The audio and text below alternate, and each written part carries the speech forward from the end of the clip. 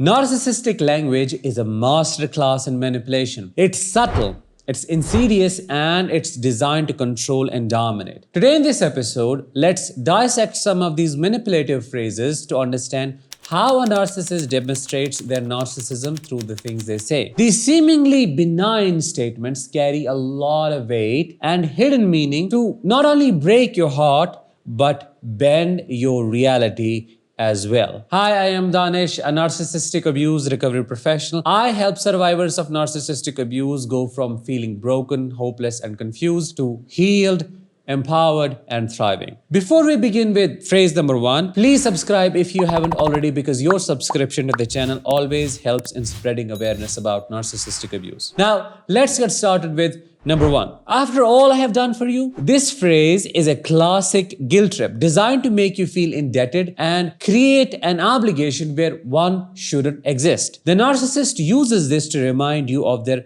good deeds, regardless of whether these deeds were asked for, needed, or came with strings attached. It's an attempt to shift the balance of power, to create a sense of obligation that they exploit to their advantage. My own mother, a master of manipulation, would use this phrase to her advantage each time I refused to comply with her demands. The words would drip from her lips, laced with a sense of betrayal and hurt. After all that I have sacrificed for you, it wasn't just the words, it was a theatrical performance that came with them. She would spit on her hands, literally, a physical demonstration of the disgust she felt, making me feel as though I was the monster for causing her such pain. This was her way of burying me under a mountain of shame, making me believe that I was so ungrateful and that I was disregarding her sacrifices. The reality, of course, was that these sacrifices she spoke of were often self-serving. They were made not for my benefit, but for hers. And yet she used them as a weapon, a means of control, a tool to keep me in check. The guilt, the shame, the obligation, all of it was designed to keep me under her thumb, to make me more compliant, to make me feel as though I owed her something. Phrase number 2, you will never find someone else like me.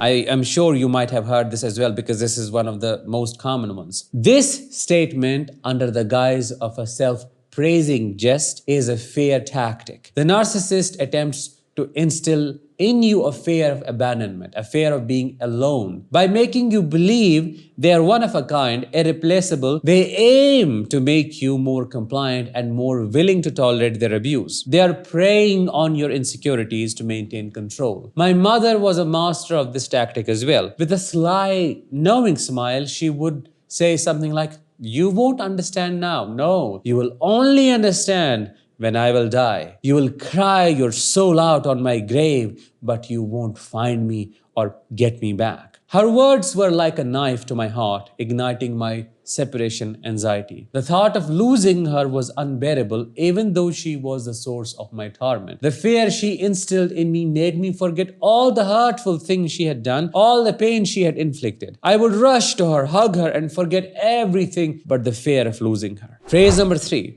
You want a cheerleader, not the truth. This phrase is an example of projection and manipulation. Narcissists use it to portray you as someone who is unwilling to accept the harsh reality they are supposedly offering, suggesting that you would prefer mindless praise and encouragement instead. In a sense, they are accusing you of wanting to live in a bubble of positivity, devoid of any critique or reality checks. However, this tactic is often employed when what you are seeking is radical honesty, not mindless cheerleading. The truth you are after is not harsh criticism or belittlement, but an open, honest dialogue. You may want them to acknowledge their actions, to admit their faults, or to discuss problems without resorting to blame or denial. When the narcissist says, "You want a cheerleader, not the truth," they are attempting to dismiss your valid need for open communication and accountability. They twist your desire for a healthy, truthful exchange into a perceived need for constant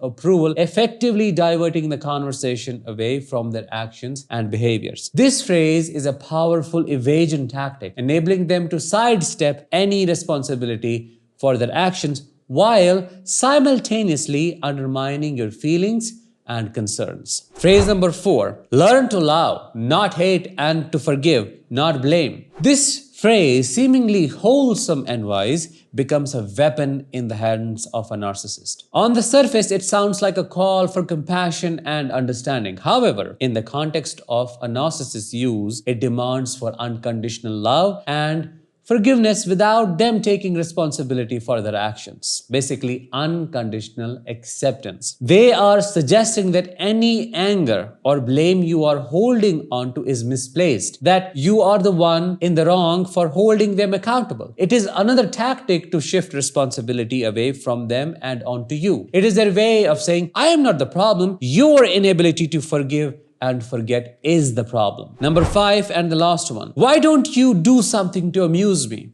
This phrase is a stark demonstration of a narcissist's self-centered mindset and objectification. When a narcissist says, why don't you do something to amuse me? They are effectively reducing your role to that of an entertainer, an object whose sole purpose is to cater to their amusement. The narcissist's sense of entitlement is evident here. It's there. They believe they should be the center of attention, the focus of all activities. They are dismissing your needs, desires, and feelings, reinforcing the idea that you exist only to serve them. Your value in their eyes is tied to your ability to keep them entertained, to keep them satisfied, which is why they always want you to do something for them. Through this phrase, the narcissist is objectifying you. You're not seen as a person with thoughts, feelings, and desires, but as an object existing for their pleasure. This form of dehumanization breaks you at the soul level and makes you feel used